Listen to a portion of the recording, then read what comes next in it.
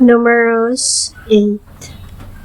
Mingon ang Ginoo kang Moises, sultihi si Aaron, nga inigpahimutang na niya sa mga suga, kinahanglan, mahayagan niini ang atubangan sa tungtunganan sa suga.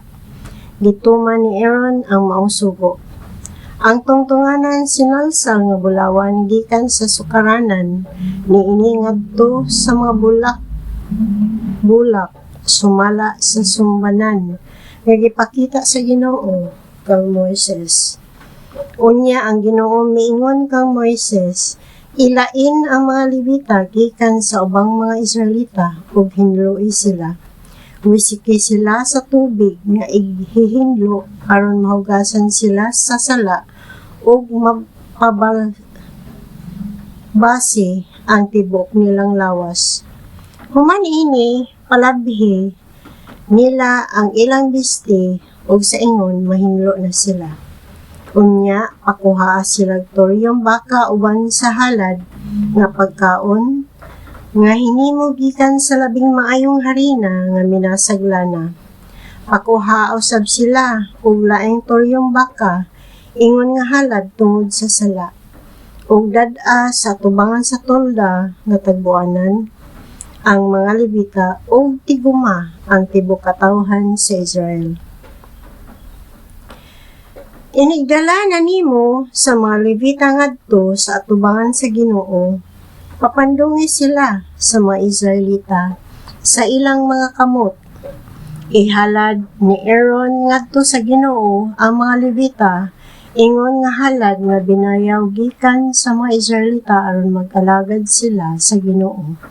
Unya ipandong sa mga Levita ang ilang kamot diha sa ulo sa duha ka torong baka.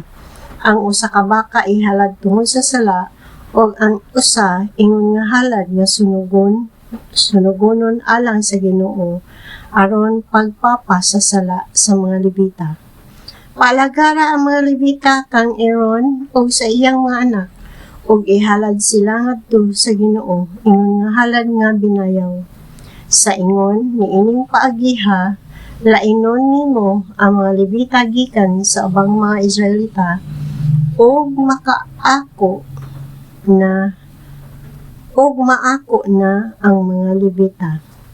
Human mo kahinlui ug ikahalad ang mga Levita ingon nga halad nga binayaw, mag-alagad na sila diha sa tolda nga tagbuanan.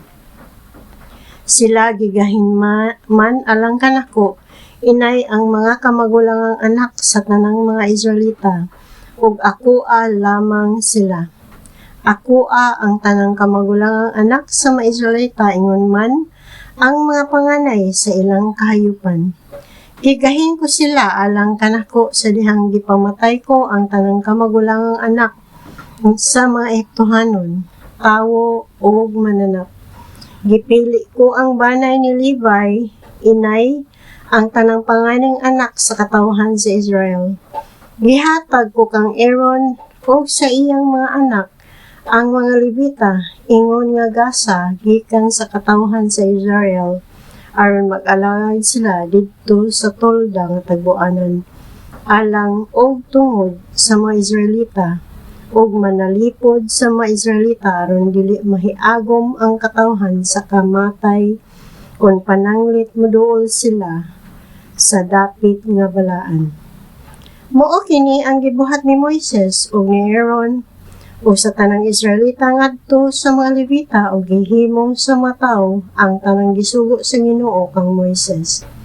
O gihinluan sa mga Levita ang ilang kaugalingon sa ilang mga sala. O gilabhan nila ang ilang mga bisti. Unya gihalad sila ni Aaron ingon nga halad nga binayaw at tubangan sa Ginoo. O gihimo ni Aaron ang seremonya sa pagpapas sa sala alang kanila aron mahinlo sila. Tapos niini nanulod ang mga Levita sa tolda nga tagbuanan aron mag-alaga didto ingon nga mga katabang ni Aaron ug sa iyang mga anak.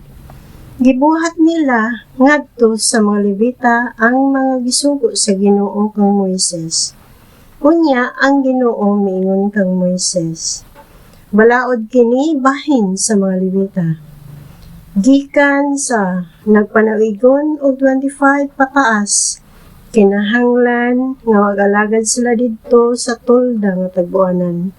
Katong nagpaniigo na og 50 og pataas, kinahanglan nga muundang na sa pag-alagad. Magtabang-tabang na lamang sila sa ilang isig ka Levita. Ingna niini patrabaho ang mga Levita.